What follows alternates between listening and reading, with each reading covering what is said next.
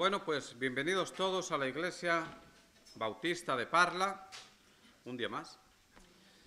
Y si tenéis la Biblia por ahí cerca en vuestras manos, vamos a volver al pasaje que leyó hace un momento el pastor Julio, 2 de Corintios, capítulo 1, desde el versículo 1 al versículo 11. Y yo, como soy algo maniático, pues lo volveré a leer otra vez, aunque confío en que lo tengáis fresco en la memoria. Vamos a leerlo otra vez. Dice: Pablo, apóstol de Jesucristo por la voluntad de Dios, y el hermano Timoteo, a la iglesia de Dios que está en Corinto, con todos los santos que están en toda Acaya. Gracia y paz a vosotros de Dios nuestro Padre y del Señor Jesucristo. Bendito sea el Dios y Padre de nuestro Señor Jesucristo, Padre de misericordias y Dios de toda consolación, el cual nos consuela en todas nuestras tribulaciones, para que podamos también nosotros consolar a los que están en cualquier tribulación, por medio de la consolación con que nosotros somos consolados por Dios. Porque de la manera que abundan en nosotros las aflicciones de Cristo, así abunda también por el mismo Cristo nuestra consolación. Pero si somos atribulados, es para vuestra consolación y salvación, o si somos consolados, es para vuestra consolación y salvación, la cual se opera en el sufrir las mismas aflicciones que nosotros también padecemos. Y nuestra esperanza respecto de vosotros es firme, pues sabemos que así como sois compañeros en las aflicciones, también lo sois en la consolación. Porque, hermanos, no queremos que ignoráis acerca de nuestra tribulación que nos sobrevino en Asia, pues fuimos abrumados sobremanera más allá de nuestras fuerzas, de tal modo que aún perdimos la esperanza de conservar la vida. Pero tuvimos en nosotros mismos sentencia de muerte, para que no confiásemos en nosotros mismos, sino en Dios que resucita a los muertos, el cual nos libró y nos libra, y en quien esperamos que aún nos librará de tan gran muerte, cooperando también vosotros a favor nuestro con la oración, para que por muchas personas sean dadas gracias a favor nuestro por el don concedido a nosotros por medio de muchos. Bueno, vamos a empezar con una oración. Señor y Padre Santo, te damos gracias en esta mañana por poder estar aquí reunidos libremente, Señor, para darte a ti la honra y la gloria de que eres merecedor. Te pido, Señor, que bendigas a la iglesia de Parla, y te pido, Señor, que bendigas a los hermanos que hoy no han podido venir por alguna causa, por enfermedad o por cualquier otro motivo. Te pido por ellos, Señor, que tú los fortalezcas, que los bendigas y que los cuides, y que si están pasando algún momento difícil, en esta circunstancia, Señor, se aferren más a ti y aumente su fe, Señor. Te pido también por aquellas iglesias que nosotros conocemos y en donde se predica la sana doctrina, para que tú también las fortalezcas en este día, y para que hoy tu palabra, Señor, corra libremente, llegue a muchos, edifique a tu pueblo, y también, Señor, toque a aquellas personas que acaso hoy de alguna manera, por casualidad o de alguna otra manera, han llegado a alguna iglesia, Señor, y tienen el privilegio de escuchar tu palabra, y a través de escucharla alcancen la salvación. También te pido que si entre nosotros aquí hoy en Parla hay personas que no son creyentes, te ruego que tú toques su corazón, y si es tu voluntad, que sea hoy el día en que alcancen la salvación. Te ruego que me ayudes a mí, Señor, para poder exponer tu palabra fielmente, no decir lo que a mí se me ocurre, Señor, sino aquello que tú tienes para la edificación de esta iglesia. Y te pido, Señor, por todos los hermanos aquí reunidos. Te ruego, Señor, que podamos escuchar sin interrupciones y sin que nada perturbe este tiempo. Gracias por todas las bendiciones que tú nos das. Perdóname a mí por mi debilidad, Señor, y te lo pido todo en el nombre de Cristo, nuestro Salvador. Amén. Bueno, pues vosotros recordaréis de hace ya algún tiempo que estuvimos viendo la primera carta a los Corintios. Creo que terminamos en mayo de este año, pero habíamos empezado a verla, si yo no me equivoco, allá por mayo del año 2022, del 22 al 25, 3 años que estuvimos con la primera carta a los Corintios, y ahora vamos a empezar con la segunda. Pero si recordáis la primera, ya sabéis más o menos algunas cosas de la relación que había entre Pablo y los miembros de la iglesia reunida en Corinto. Esta es la segunda carta que aparece en el canon, pero en realidad hay constancia de 4 cartas que Pablo escribió a los Corintios. De esas 4 cartas se conservan estas 2, y aún esta, la segunda, hay quien piensa que la última parte es de otra carta anterior. Esta carta se la envía a Pablo algo así como un año después de la primera. En ese tiempo se cree que Pablo estuvo en la iglesia de los Corintios, en la iglesia de Corinto, y también se cree que en ese tiempo Pablo le envió otra carta que se suele llamar la carta severa, de la que no se tiene noticias, aunque sí referencias. Y algunos, como yo os decía antes, piensa que esa carta enteramente o en parte la constituyen los 4 últimos capítulos de la segunda epístola a los Corintios que aparece en la Biblia, porque esos 4 últimos capítulos tienen un tono ligeramente diferente al tono que aparece en los otros capítulos, hasta llegar al 10. Bueno, todas estas cosas las iremos viendo ya con el tiempo. La parte que hemos leído hoy, estos 11 versículos, son algo así como la introducción, donde está el saludo y una pequeña introducción, y luego ya Pablo se lanza a decirle cosas a los corintios. En cuanto a la salutación, hay 2 palabras sobre las que me gustaría hacer mención al primer día, pero brevemente, porque son cosas que ya hemos tratado muchas veces. 2 palabras, y una de ellas es apóstol. Pablo se presenta como apóstol. Y aquí nosotros ya hemos visto muchas veces que Pablo efectivamente es un apóstol. Hay quienes creen otras cosas, pero nosotros hemos visto que Pablo reúne las características que deben tener los apóstoles, y bueno, si alguno tiene alguna duda sobre esto, pues lo podemos ver en otro momento, pero de momento asumimos, o yo al menos yo asumo, que todos vosotros sabéis qué es un apóstol, quiénes eran los apóstoles, y también que vosotros sabéis que Pablo era un apóstol verdadero. Parto de la base de que esto es así, pero si alguno tuviera alguna duda, pues que me lo diga y lo vemos después. Y la otra palabra que aparece en el primer capítulo y que quería mencionar también brevemente, aunque es algo de lo que hemos hablado muchas veces, es la palabra santos. Aquí hemos explicado montones de veces que santo es aquel que es salvo. El santo no es una figura pequeña o grande colocada en una hornacina en una pared de una iglesia o de un templo, sino que santo es aquel que ha alcanzado la salvación por medio de Cristo Jesús. Entonces, santo es una persona viva, no una imagen ni un muerto. Yo creo que esto, como lo hemos hablado tantas veces, también lo menciono y avanzamos. Pero si alguno si alguno tiene otra idea, o si alguno no tiene claro el concepto de santo, pues me lo decís después y lo vemos. Y a partir de ahí tenemos desde el versículo 3 al versículo 11 la introducción a la carta, y en esta introducción, si vosotros habéis estado atentos, habréis visto que hay algunas palabras que se repiten muchas veces. La palabra que más se repite es consuelo, consolar, consolación. Tanto se repite que en algunos momentos casi parece que es un trabalenguas lo que se está diciendo. Consuelo, consolar, etc. Y además hay otra palabra que es tribulación, que también se repite mucho, o derivados de tribulación, por ejemplo, aflicciones, o abrumados, que está en el capítulo 8. Entonces, todos estos versículos, las ideas de Pablo están dando vueltas en torno a la idea de la tribulación y de la consolación. Cosas que van paralelas, porque sin tribulación, ¿tiene sentido la consolación? La consolación es algo que nosotros necesitamos siempre que hay tribulación. Por tanto, son cosas que van juntas. Y generalmente la consolación viene después de la tribulación. La tribulación es algo malo que nos pasa en nuestra vida. Y es algo que está presente en la vida de todas las personas humanas. No creo yo que haya habido jamás una sola persona humana que no haya atravesado algún tipo de tribulación o algún tipo de aflicción, es decir, algo malo en su vida que le produce un dolor grande. Muchas veces las tribulaciones llegan a nuestra vida sin que nosotros hagamos nada por buscarlas.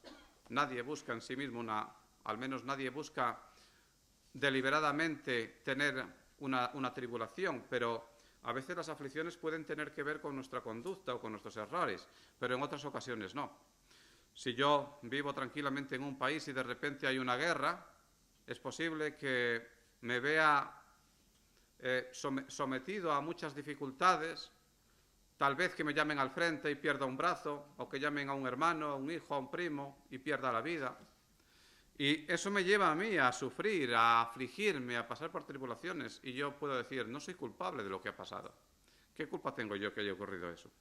O podría ocurrir, ahora que los trenes salen mucho en las noticias, que suba a un tren porque voy a trabajar a otro sitio y ese tren descarrile, haya un accidente y me pase algo muy grave o le pase algo grave a una persona a la que yo quiero, de mi familia o conocido. Son cosas que nos pasan a todos a lo largo de nuestra vida. Sufrimos por cosas que surgen y de las que nosotros no tenemos ningún control ni somos responsables. Al pensar en las tribulaciones, generalmente nos viene a la mente Job. Vosotros lo recordáis. Job sufrió mucho y cuando leemos el libro de Job decimos, ¿qué hizo Job para sufrir? No hizo nada. Nosotros leyendo el libro de Job sabemos que detrás de su sufrimiento había otras cosas que le dan sentido al sufrimiento. Pero esas cosas las conocía Dios y las conocemos nosotros ahora leyendo el libro de Job. Pero Job mismo, mientras está sufriendo, él no sabe lo que está ocurriendo. Y él mismo en el capítulo 7, versículo 1, dice, la vida es milicia sobre la tierra. No sé si lo estoy citando literalmente. Pero al decir que la vida es milicia, está diciendo que la vida genera dolor, de alguna manera, en alguna medida. El mero hecho de que una persona de nuestra familia se muera ya nos produce a nosotros una tribulación. Y esa persona puede ser nuestra esposa, nuestro esposo, puede ser un hijo. Pero al margen de estas tribulaciones que nos pueden venir sin saber por qué y sin buscarlas nosotros, en ocasiones hay tribulaciones que llegan a nuestra vida porque nosotros las buscamos. Y cuando digo buscamos, lo digo en el sentido de que nosotros somos en alguna medida responsables. Y lo que quiero decir es que nuestro propio pecado, nuestros errores, aquellas cosas malas que hacemos, pueden llevarnos a vivir tribulaciones. Vivimos en un mundo caído que está dominado por el pecado y realmente, si lo pensáramos bien, casi todas las cosas malas que hay, incluso esas cosas malas que nos llevan a aflicciones de las que no somos responsables, tienen como origen el pecado. No necesariamente el nuestro, pero si nosotros sufrimos una guerra y decimos yo no soy responsable de esa guerra, pero lo pienso bien, a lo mejor llego a darme cuenta de que esa guerra tiene como origen el pecado de alguien, la codicia de las personas que gobiernan o alguna otra cosa de este tipo, pero detrás de esas cosas malas casi siempre está el pecado de alguien, porque vivimos en un mundo caído, dominado por el pecado. Y en otras ocasiones es nuestro propio pecado directamente el que nos lleva a sufrir aflicciones y a sufrir tribulaciones. Yo recuerdo a principios de los años 90 de ver personas que estaban muy mal, muy enfermas y probablemente muchas de ellas murieron en poco tiempo y aquellas personas estaban enfermas porque tenían SIDA y eso procedía de un pecado que ellos mismos habían cometido, a veces pecado sexual, a veces otro tipo de pecado, drogadicción, etc. Pero ellos eran los responsables de lo que había pasado, de lo que estaba pasando en su vida. A día de hoy, nosotros seguramente conocemos a personas cuyos matrimonios están rotos y están sufriendo. ¿Y qué hay detrás de la ruptura de muchos matrimonios? Tal vez adulterio. El adulterio es un pecado y al final lleva a que muchos sufran, pero en última instancia también sufre aquel que la comete. O quién sabe qué otro tipo de pecados. La realidad es que nuestro pecado de hoy, aunque parezca que nos va a dar un cierto placer, un cierto beneficio, algo bueno, lo que hace es incubar tribulaciones que surgirán mañana, dentro de X años. Y en esos casos no podemos culpar a nadie, simplemente sufrimos la tribulación y una vez que la estamos sufriendo lo que tenemos que hacer es si somos conscientes de lo que nos pasa, tratar de salir de ellas. La cuestión es que mientras estamos sufriendo esa tribulación, nosotros no lo estamos pasando nada bien. Bueno, al margen de todas estas tribulaciones que pueden sobrevenir a un creyente o a un incrédulo, hay un cierto tipo de tribulación que no van a llegar a la vida del incrédulo, pero sí van a llegar a la vida de los creyentes. Y esas son las tribulaciones que vienen por causa del Evangelio. Aquí leemos en el versículo 5 que dice, porque de la manera que abundan en nosotros las aflicciones de Cristo. Pablo es un ejemplo claro de un hombre que sufre por el Evangelio. Pablo sufrió muchísimo. Sufrió muchísimo porque llevó el Evangelio a muchos sitios y en aquellos lugares a los que iba se encontraba con oposición, con personas que rechazaban el Evangelio, con personas que no querían que él predicara, con judíos en ocasiones, a veces gentiles, con aquellos que pensaban que su negocio, haciendo templecillos de Diana, se iba a acabar, por ejemplo. Y él mismo, hay 2 sitios en Corintios donde podemos ver ese recuento que él hace de todas sus tribulaciones. Si vais conmigo un poco más atrás, a 1 Corintios, capítulo 4. Esto en su día lo leímos. 1 Corintios, capítulo 4, versículos del 11 al 13. Ahí Pablo dice, hasta esta hora padecemos hambre, tenemos sed, estamos desnudos, somos abofeteados y no tenemos morada fija. Nos fatigamos trabajando con nuestras propias manos. Nos maldicen y bendecimos. Padecemos persecución y la soportamos. Nos difaman y rogamos. Hemos venido a ser hasta ahora como la escoria del mundo, el desecho de todos. Esa es Pablo hablando de su vida y de las cosas que ha hecho, y todo eso le ha venido a él como consecuencia del Evangelio. Y después, en esta misma carta, más adelante, ya lo veremos en su momento, en el capítulo 11, entre el versículo 25 y el 28, hace otro recuento para la misma audiencia, los hermanos de la iglesia de Corinto, de lo que ha sido su vida, y le dice, 3 veces he sido azotado con varas, 1 vez apedreado, 3 veces he padecido naufragio, 1 noche y 1 día he estado como náufrago en alta mar, en caminos muchas veces, en peligros de ríos, peligros de ladrones, peligros de los de mi nación, peligros de los gentiles, peligros en la ciudad, peligros en el desierto, peligros en el mar, peligros entre falsos hermanos, en trabajo y fatiga, en muchos desvelos, en hambre y sed, en muchos ayunos, en frío y en desnudez. Y además de otras cosas, lo que sobre mí se agolpa cada día, la preocupación por todas las iglesias. Pues esta preocupación la sufre Pablo, que es un gran ejemplo de creyente que sufre por causa del Evangelio. Es azotado, es apedreado y acaba siendo, en algunos momentos, prisionero por llevar la palabra del Señor a otros sitios. Y esto es una cosa que nos puede pasar a nosotros en cualquier momento. En 2 de Timoteo 3:12 se nos dice, y también los que quieren vivir piadosamente en Cristo, padecerán persecución. Porque nosotros podemos pensar, Pablo sufrió persecución porque llevó el Evangelio a naciones impías en donde se adoraba a otros dioses. Sí, es cierto. Pero nosotros también tenemos que dar, allí donde estemos, el testimonio de Cristo. Y nos enfrentamos a una sociedad que es hostil a Cristo. Este versículo de 2 de Timoteo, capítulo 3, versículo 12, lo dice con claridad. Aquí no hace referencia a personas que vayan a predicar el Evangelio en lugares remotos. Habla de personas como tú o como yo, que vivimos en un lugar fijo, pacíficamente, y por el mero hecho de declararnos a nosotros mismos como creyentes, puede ocurrir que suframos persecución. Ese versículo dice, y también los que quieren vivir piadosamente en Cristo padecerán persecución. La persecución por causa del Evangelio, ya sean persecuciones tan terribles como las que sufrió Pablo, o tal vez otros misioneros que vosotros conozcáis, que a lo largo de la historia pues, se han expuesto a la muerte en lugares muy lejanos, o ya sea porque suframos algún tipo de persecución, quizá no tan grave, porque deseamos vivir piadosamente, llevando una vida similar en otros ámbitos a la que llevan nuestros vecinos, Esa es una tribulación que nosotros sí podemos entender.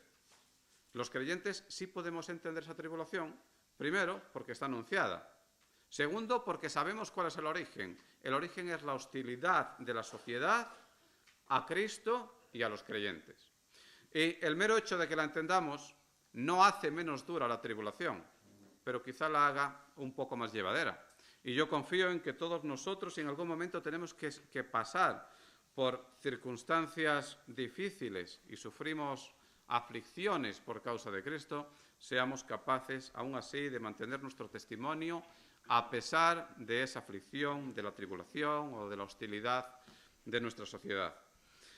En el libro de Hebreos, vosotros lo recordaréis en el capítulo 11, donde se habla de la fe, se menciona a muchos héroes de la fe y se dice, por la fe Abel hizo tal cosa, por la fe Moisés, por la fe Abraham, por la fe Jacob, por la fe Sansón, por la fe muchos siervos de Dios hicieron grandes cosas primero, pero el capítulo termina diciendo al final, por la fe muchos también sufrieron, pero fueron capaces de soportar todas las tribulaciones, la persecución, la cárcel y también la muerte. Y nosotros, si nos declaramos seguidores de Cristo, creyentes en Él y en el Evangelio, nosotros, para ese tipo de tribulaciones, disponemos de algo muy importante, que es la fe. Y la fe nos permitirá atravesar las tribulaciones, soportarlas, aunque después acabemos sufriendo mucho. No nos libraremos del sufrimiento, pero seremos capaces de sufrir por el nombre de Dios y sufrir aferrándonos a aquello que creemos sin negar nunca a Cristo. Así que, en cierta medida, tenemos una ventaja respecto a los creyentes, porque tenemos una aflicción o una tribulación que ellos no van a sufrir, pero tenemos los medios para poder pasar por esa tribulación de una manera victoriosa. Bien, y la segunda palabra que tenemos en este texto, la segunda palabra que se repite mucho, de hecho la que más se repite, es consolar, consuelo, consolación. Se repite sin parar. Aparece una vez en el versículo 3, consolación. En el versículo 4 aparece 4 veces. Se dice consuela, consolar, consolación y consolados. Aparece también en el versículo 5, consolación. Aparece en el versículo 6, consolación. Y después dice consolados. Y después otra vez consolación. Y aparece también en el versículo 7. Y ahí también dice consolación. ¿Qué es el consuelo? ¿Qué es consolar? Consolar es aliviar una pena o una aflicción. Es algo así como sinónimo de reconfortar. Consolar es ayudar a una persona que está pasando por algo muy malo. Cualquiera de nosotros necesita antes o después consolación.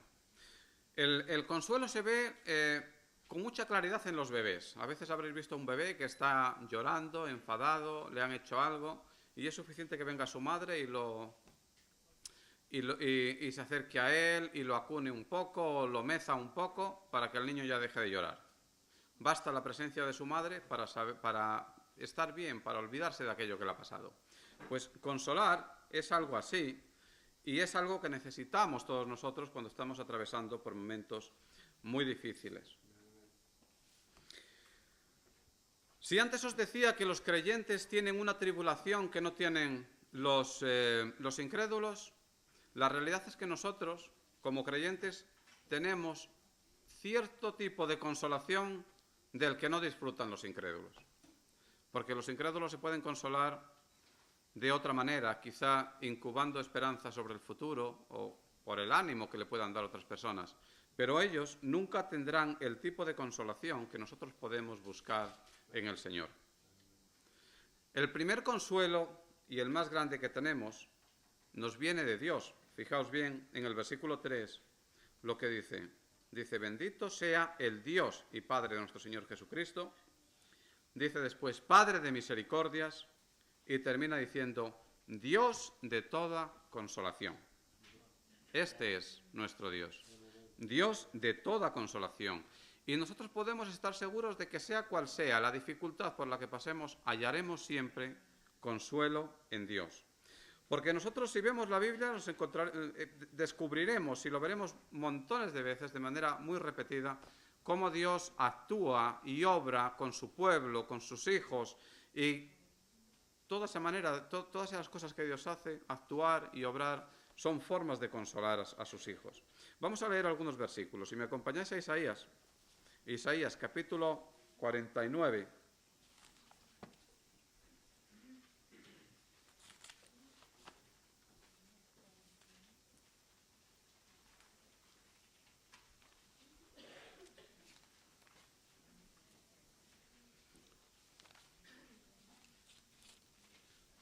A lo mejor pensáis que os doy tiempo para buscar el versículo. Pues no, es que soy lento.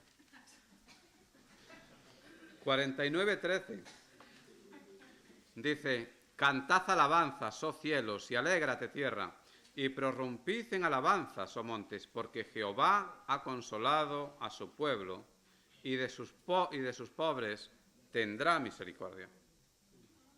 Y si vamos más atrás, al capítulo 25,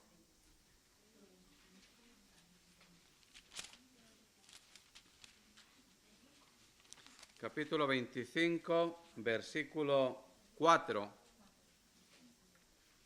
leemos: Porque fuiste fortaleza al pobre, fortaleza al menesteroso en su aflicción, refugio contra el turbión, sombra contra el calor, porque el ímpetu de los violentos es como turbión contra el muro. Y aquí no se pronuncia la palabra consuelo directamente, pero vemos cómo actúa Dios, cómo obra Dios en beneficio de su pueblo. Podríamos leer montones de versículos sin parar de este tipo, por ejemplo en Jeremías capítulo 29.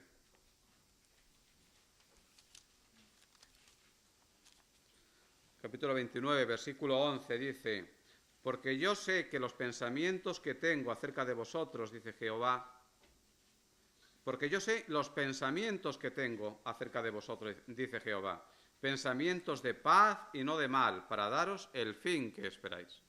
Y este es otro versículo muy optimista, otro versículo que nos dice: Dios cuida de nosotros, Dios desea lo mejor para nosotros, Dios nos protegerá. Podríamos leer montones de versículos de este tipo. Os voy a leer dos más, abusando un poco de vuestra paciencia. Porque en estos versículos que acabamos de leer son versículos que podemos decir, se dirigen individualmente a las personas, pero hay otros en los que se dirige a su pueblo. Por ejemplo, en Éxodo, capítulo 3, versículo 7.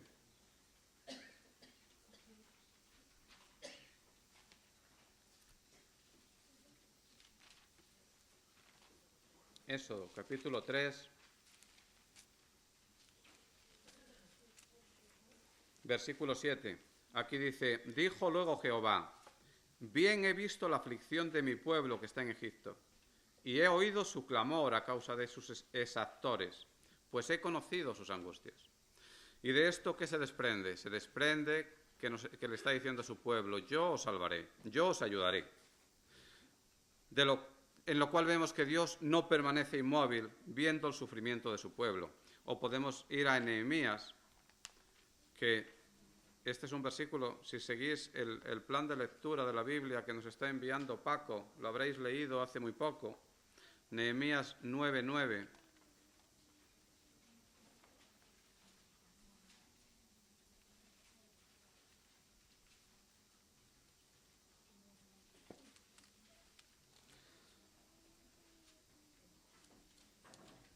Nehemías 9:9, ahí dice: Y miraste la aflicción de nuestros padres en Egipto, y oíste el clamor de ellos en el Mar Rojo. Está recordando ese otro versículo que acabamos de leer. Y está diciendo: Dios no permanece inmóvil sin hacer nada cuando ve la aflicción de su pueblo. Bueno, hay montones de versículos de este tipo, y en 2 de Corintios capítulo 1 tenemos otro más, que es el versículo 10. Y ahí dice, refiriéndose a Dios, dice: el cual nos libró, dice, y nos libra, Y después añade, y aún nos librará. Y si os dais cuenta, este verbo está escrito en pasado, en presente y en futuro. Y está diciendo, Dios nos libró en el pasado y nos libra hoy. Y dice, nos va a librar en el futuro. Y en eso esperamos nosotros. Por tanto, nosotros podemos encontrar en Dios el mayor consuelo, un consuelo que no encontramos en nadie más, porque sabemos que Dios nunca abandonó a su pueblo y Dios nunca nos abandonará a nosotros.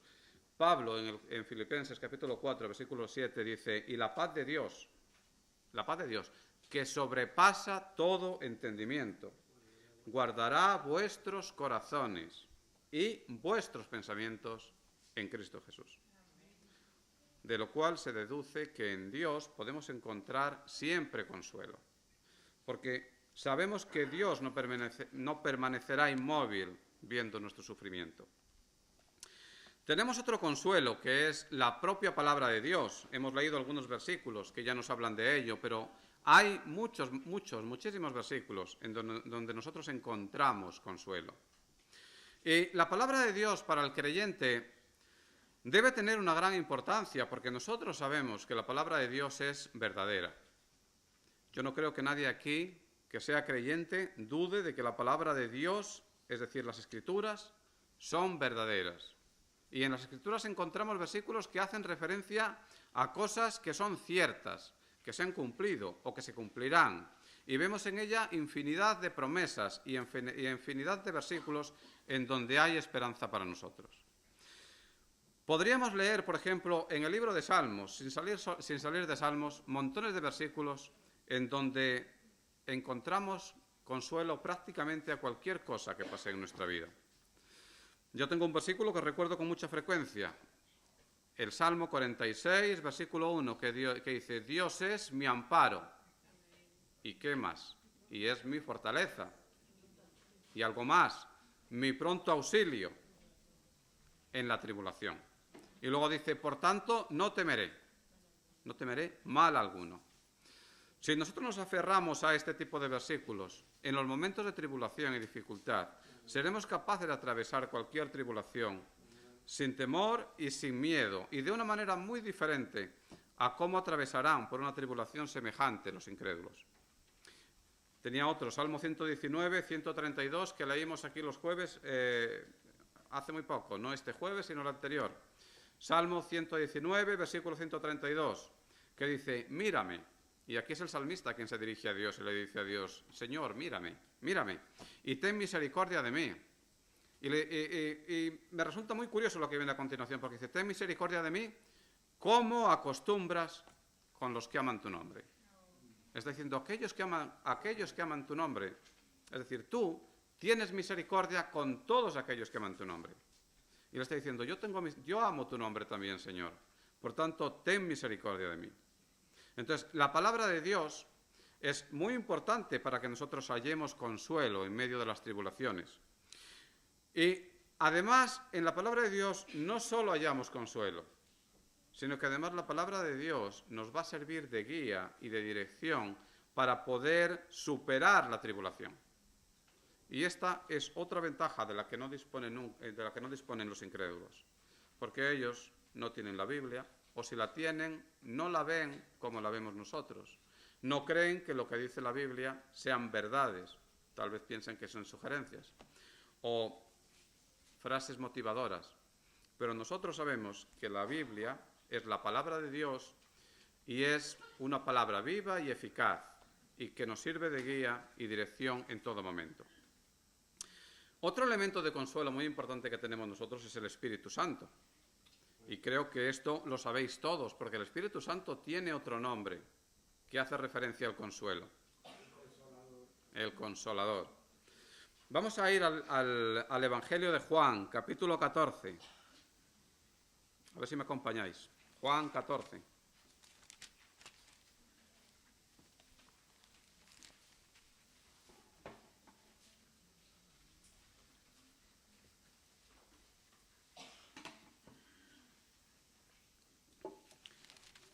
Juan 14, versículo 16, y probablemente vuestras Biblias esté en rojo esta parte.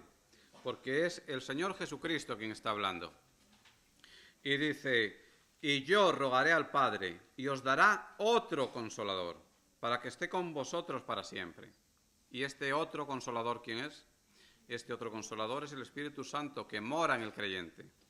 Por tanto, nosotros ya tenemos con nosotros la presencia misma de Dios a través del Espíritu Santo que mora en el creyente, y a través de ella podemos alcanzar consuelo en cualquier momento. Versículo 26 dice, mas el Consolador, el Espíritu Santo, a quien el Padre enviará en mi nombre, Él os enseñará todas estas cosas y os recordará todo lo que he dicho. Y si avanzáis, capítulo 15, versículo 26, ahí podemos leer también, pero cuando venga el Consolador, a quien yo enviaré del Padre, el Espíritu de verdad, el cual procede del Padre, Él dará testimonio acerca de mí. El Espíritu Santo es llamado el Consolador y sabemos que el Espíritu Santo mora en el creyente. De hecho, de la presencia del Espíritu Santo en el creyente deriva todo lo que hemos visto antes. Deriva que tengamos consuelo en las Escrituras, que tengamos consuelo de Dios, porque podemos decir que nosotros somos salvos y por tanto somos hijos de Dios. Y Dios no permanecerá indiferente ante nuestra tribulación. A día de hoy el Espíritu Santo tiene el ministerio de Cristo. Si os fijáis en el primer versículo que hemos leído, dice, yo os rogaré al Padre y Él os dará otro Consolador.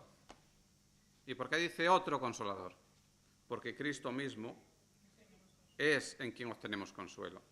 Cristo, que dijo en el capítulo 16 de Juan, si vais un poco más adelante, capítulo 16, versículo 33, ahí podemos leer, estas cosas os he hablado para que en mí tengáis paz.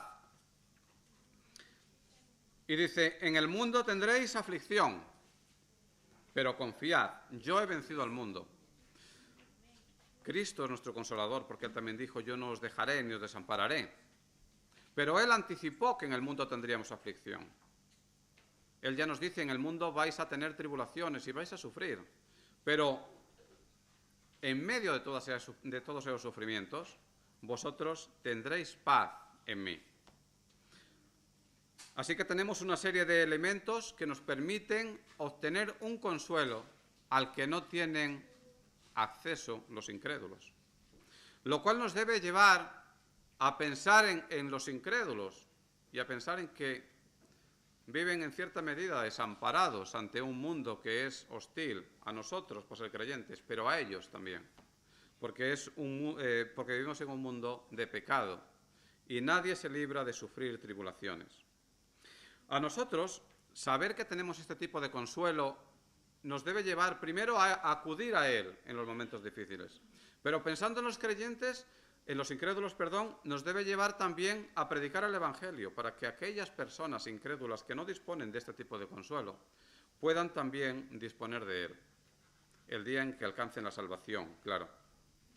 Y, por supuesto, si aquí entre nosotros hubiera alguna persona que es incrédula, debería darse cuenta de que necesita la salvación que Cristo ofrece. Porque todo el consuelo que nos viene de Dios, el consuelo divino que obtenemos conociendo la naturaleza de Dios a través de la palabra de Dios, viendo las promesas que hay en ellas, por medio del Espíritu Santo, que en nosotros todo ello deriva de la promesa de salvación que obtenemos en la sangre de Cristo. Y por supuesto, podríamos pensar también en la oración y en la comunión los unos con los otros.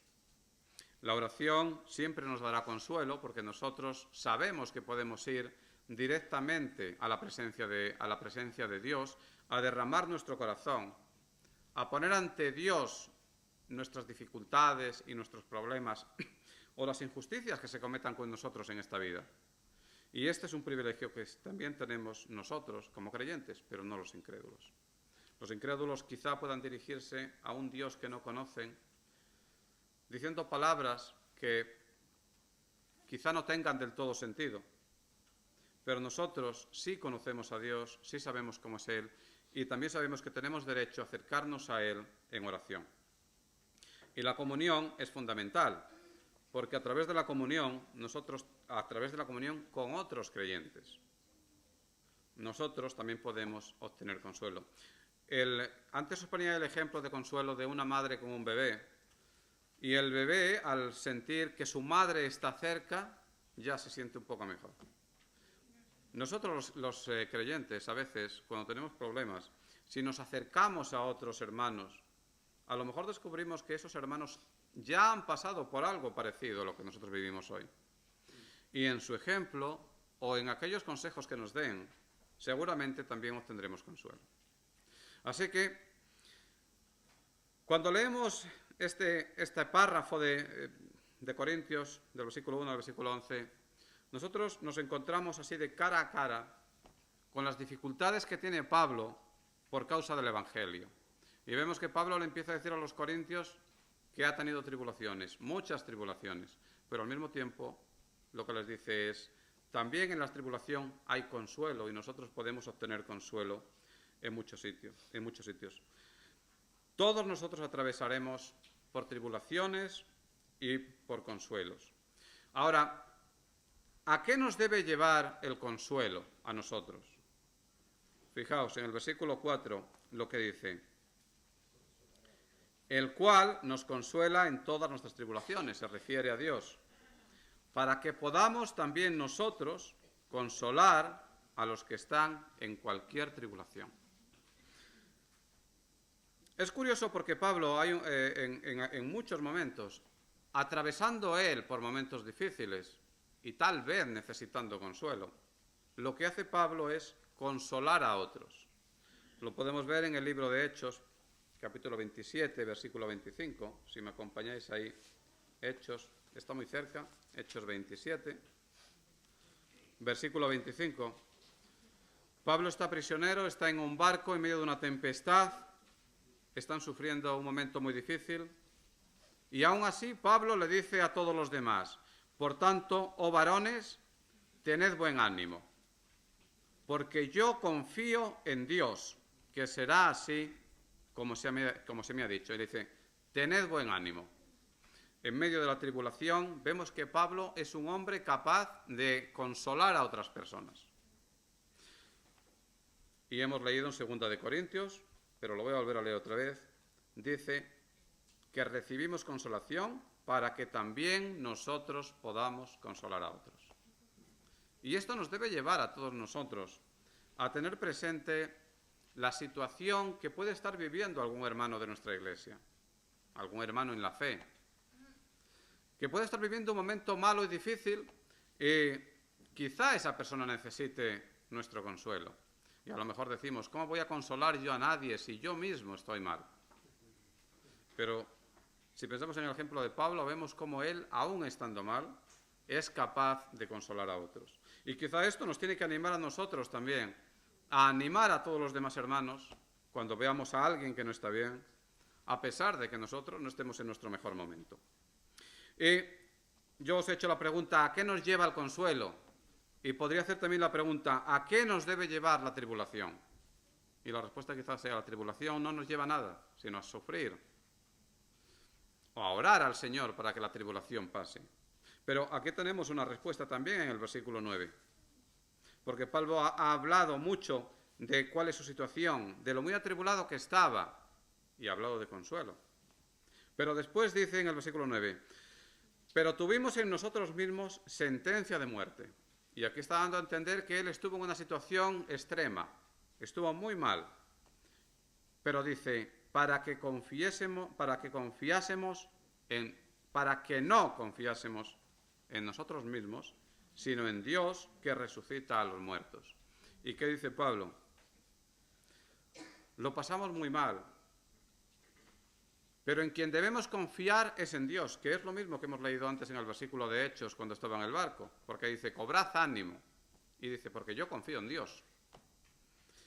A lo que nos debe llevar la tribulación siempre, independientemente del consuelo que encontremos en las Escrituras, en Dios, del ánimo que nos den otros hermanos, nos debe llevar, antes de todo eso, nos debe llevar a confiar en Dios. Nos debe llevar a saber que si nosotros estamos en una situación en la que ya no podemos hacer nada, siempre podemos descansar en aquello que haga Dios. Porque habrá un momento en el que nosotros seamos totalmente impotentes para dar solución a una situación que estamos viviendo. pero Dios no. Dios en ese momento podrá obrar. Así que la tribulación a donde nos lleva es sobre todo a tener confianza en el Señor. Y en eso debemos pensar. No solo debemos pensar en eso, también debemos mirar nuestra vida y decir, ¿estoy atravesando una tribulación? Sí, estamos atravesando tribulaciones. Seguro que aquí más de uno está atravesando una pequeña tribulación. Yo estoy atravesando una pequeña tribulación. Es realmente muy pequeña. En esta semana he ido a consultar mi pequeña tribulación con un abogado. Y ese abogado me ha dado unos consejos humanos.